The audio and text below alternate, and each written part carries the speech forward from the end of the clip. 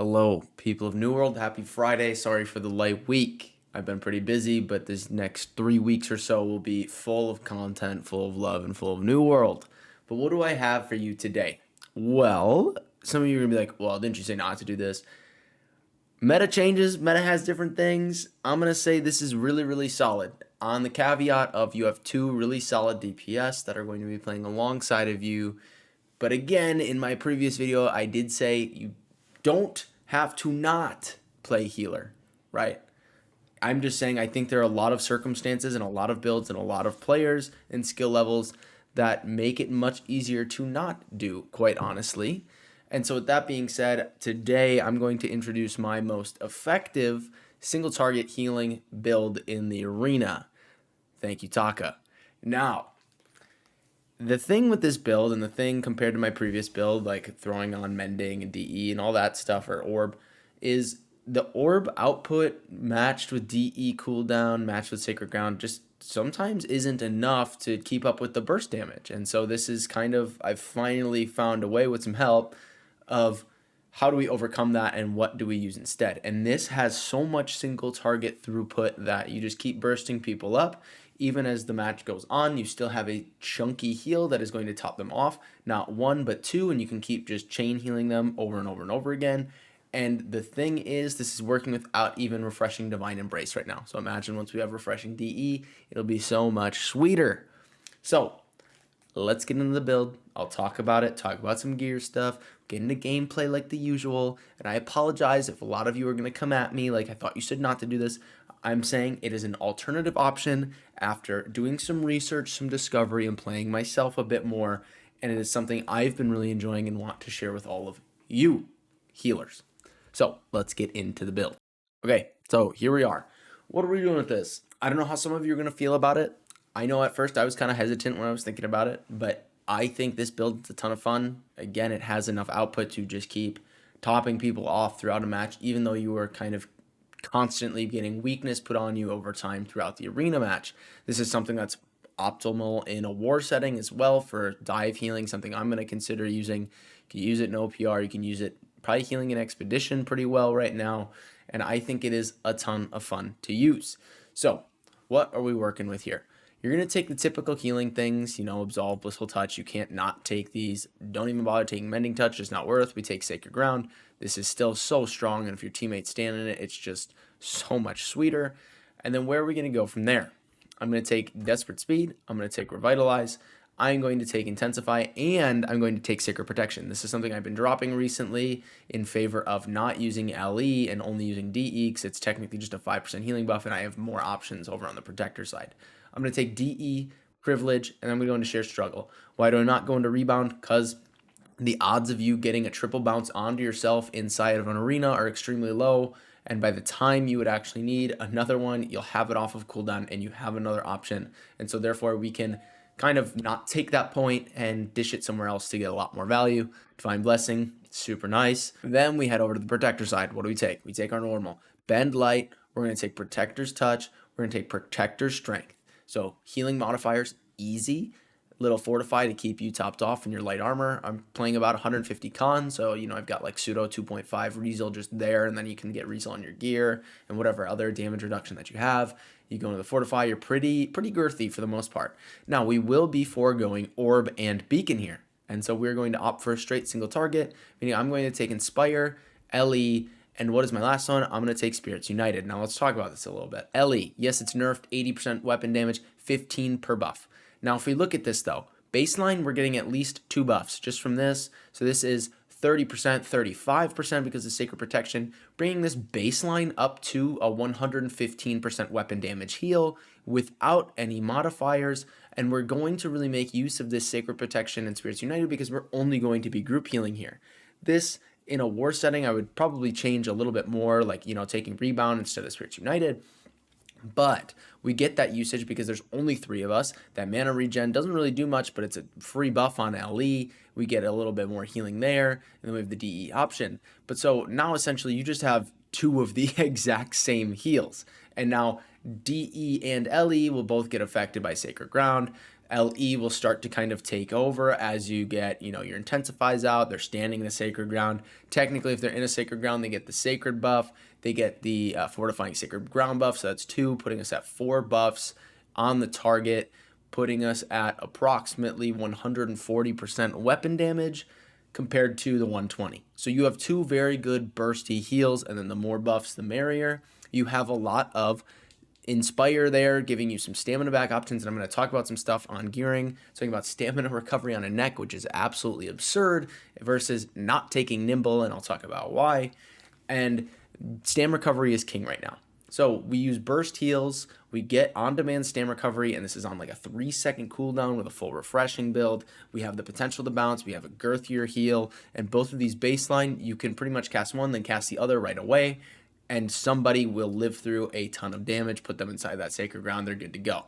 So this is the build I've been enjoying a lot. This is what I think has had the most success for me in the arena. I started running it right after the Devs versus Creator event, and we did not lose a match afterwards, and we played for a couple hours. We just kept going and going and going and going, and this is what I believe to be the real healer meta in the 3v3 setup. Something that I didn't have a ton of experience with because I thought, maybe Orb or Beacon would be a little bit better. But this double single target setup, all targeted healing, is nuts. And for those of you who don't really like targeted healing, I would still say give it a shot, see how it feels for you. But I know there's a lot of people out there who are kind of like, the scroll wheel, the targeting system, I don't really love it. And again, you will still see some pretty solid results from something like running an Orb build. And then again, you can choose LE, you can choose DE, whatever you would like to use. But this is the build I would highly suggest for healing success in 3v3. Now, as far as Rapier goes, I'm not going to go over this, but this is the Rapier setup I use. So we just take those 2. I go into these points. Some might ask, why do I take Interruption? Because if I start a flesh where I'm trying to get away from something and then I realize I'm about to go into like an ice shower or something like that, I can stop it and turn around really fast on a dime. So that's the only option, reason why I take that instead of taking either of these. And then I just think the rest of these have the most value. So that's what I would suggest as far as the Rapier goes, to have a solid secondary. And this is a build where I would say use the Rapier. You need the escape. And the thing with the arena is, if you're a light healer, I would highly suggest probably swaying away from the Void Gauntlet, just because, you don't really have that escape option. Sure, you could pull out a blade. Sure, you can scream. But with the amount of lockdown there is from melee in the arena, good luck. You could run an IG with this for sure. You get that little bit of peel, but this just gives you a ton of mobility, low cooldown stuff to get away from any enemy that comes in your face. Personally, I don't like the VG on a light healer in arena. That's just my personal opinion, but use what you feel is best for you. All right, gamers, here we are to talk attributes, gear, all that good stuff. So what do I do? As far as attributes go in the arena, you don't need a ton of focus output, but you still need a significant amount. But I think the best spot to sit with your con is 150. Why do I think 150? Sure, we get all these bonuses, whatever, but it's mainly for this. If you take this 10% crit damage, minus 10% crit damage taken, that's essentially a 2.5 piece Resil kind of buff you'd get. So then, just stack another Resil and you're good to go. You have enough health, you have your Fortify and your Life Staff, you've got that damage reduction plus everything else you'd have in your kit to really keep you alive. And it is a very solid number. I can get Gravel, take a couple shots, sit in the Gravel and still not die, right? And that's without any defensiveness or me trying to intervene whatsoever. Then I just eat a 40 focus food once the arena starts, and I'll be chilling around 367 focus right now. Right now I'm not in a 625 set, but as far as gearing goes, what would I be looking for? Well, resistance-wise, I typically like to set it at 10-10 split. Right now I'm not able to do that just with the way I'm set up, but 10 physical, 10 LE, as close as you can to that.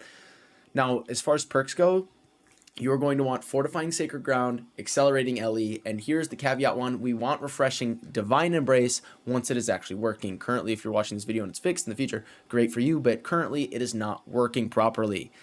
As such, my perks are a little weird, but what I would do is just throw in this piece right here that I have, Refreshing DE Refreshing. I sniped that really cheap. Right now that stuff's kind of expensive. Throw that on my medium chest, so that's why I'm playing with a weird chest right now. But as far as helmet goes, this is Sagacious Helmet. I couldn't get it, so I bought a different one for way cheaper. Don't worry. But LE Aversion, Refreshing, Fortifying Sacred Ground, really solid 3 perk right there. My gloves, I need to get different gloves, but refreshing, or get refreshing something, refreshing 2 perk. If you have Sagacious gloves, great for you. Those are a really solid set of gloves. As far as pants go, I have Sagacious pants. Why am I still running these? I'm not running Amending Protection right now, but as far as refreshing and shirking energy, giving that 29 stamina on a 6-second cooldown, you get a lot of stamina back. And like I was saying, if you have you have DE and LE. LE will give you stam back. You have stamina recovery on your neck. Shirking energy is just absolutely fantastic to throw in there. So this is a really solid 2 perk that I'm just holding on to until I get a different 3 perk to run.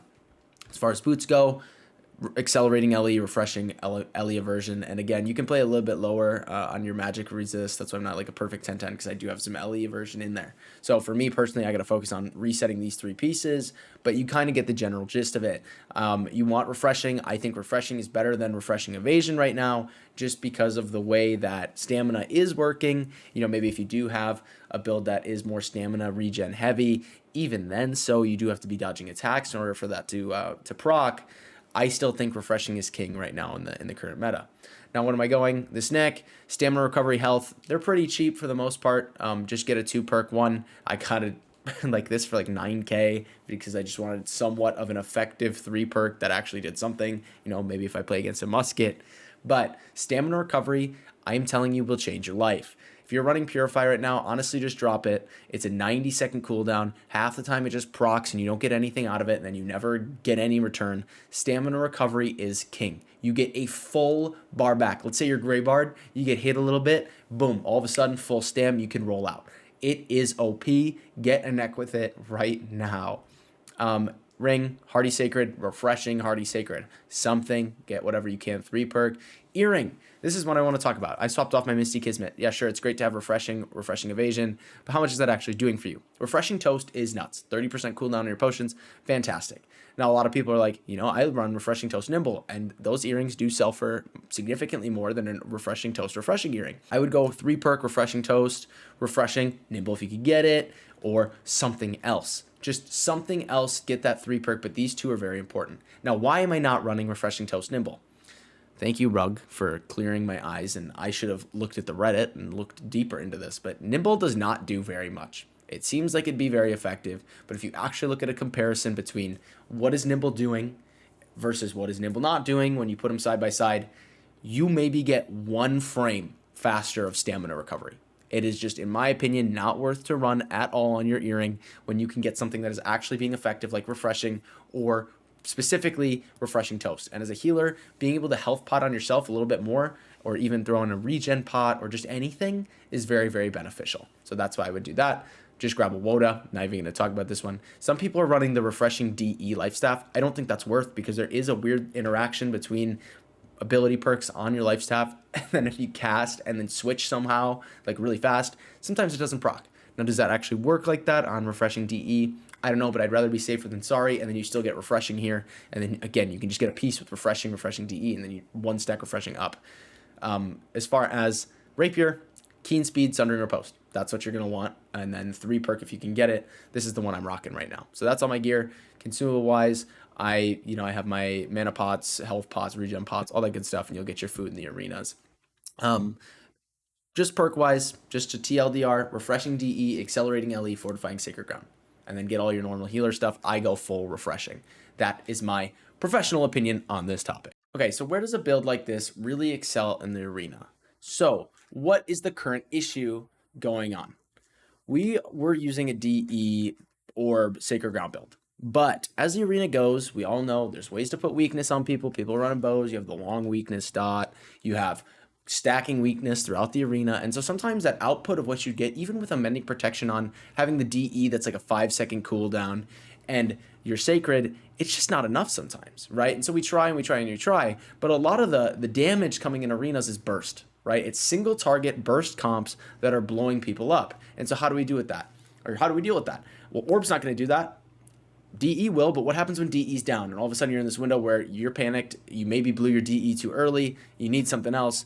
Boom, we have LE in the back pocket. And LE is very thick. Like, you'll see it just heals for over 5k sometimes without me even having proper intensify stacks, or they're not in a Sacred, but they have 2 buffs on them. And then my other healing modifiers, if they have Divine on, whatever else is coming their way, it heals for a lot. So I can get, DEs as high as 8K and then follow it up with like a 6K LE. They get bursted down, hit them once, it'll bounce, right? With DE, I can throw LE on them, then they can get stamina back, and I can burst heal entire health bars with 2 separate abilities, and LE is under 4-second cooldown. DE is about 5-ish seconds, maybe just under 5, and so you can just keep chaining these back and forth. And if you have refreshing DE will just keep coming back up. You can kite very effectively, right? They might interrupt you sometimes because you're trying to cast, but that just comes down to where are you going to play. Do you have that melee presence, that melee pressure that you need so that you can get a heal off, so that you can kite around a pillar, or what are you going to do so that you can succeed? So you have to effectively, use the pillars to your advantage, run around them, but making sure that you have this window of, okay, I'm going to get a solid heal off here because I have this window of opportunity. I just hit a riposte. I just ran away. I just fleshed away. But the thing that is beautiful, actually, and that I really like with DE and new LE even having cast times, is the fact that you can preemptively heal, right? Okay, Taka just got stunned. I see a big old hammer boy going like this. I know he's about to get hit. I'll start casting it. So right as he gets hit, boom, he's up. And then if he gets followed up on, boom, I have another one, right? Ready to go. And Sacred Ground's on top of him. If they're in a tomb, start casting, tell them to pop out. That time gives you a lot more prep time, but as well as you can precast on people and then right click to cancel if you don't need it, right? So I'm looking on precasting, canceling, precasting, canceling, precasting, canceling, because I know that on demand, I can put that out, but I can preemptively have it ready. So as soon as they take that damage, they're ready to go, they're full health, and I don't have to worry about it. Quite honestly, I kind of prefer the cast meta. I think it's kind of fun. I think it gives you a lot more of a skill gap as to where you should be playing, what you should be doing, and how to effectively use your heal kit, not just, hey, I'm going to throw down Sacred and Orb, you're going to stand in it and nothing is ever going to happen to you, right? That is such a boring style of play, and I think that this LEDESG single target setup is fun, it is rewarding, and you can see that as a healer you have a lot more effectiveness, because in my previous video, again, I hadn't tried this build out yet, and so I apologize, but I did not have the output to beat the burst. And I thought, I'd have Fortify on people, I have Mending Protection, I have Fortifying Sacred Ground, they're getting bursted still.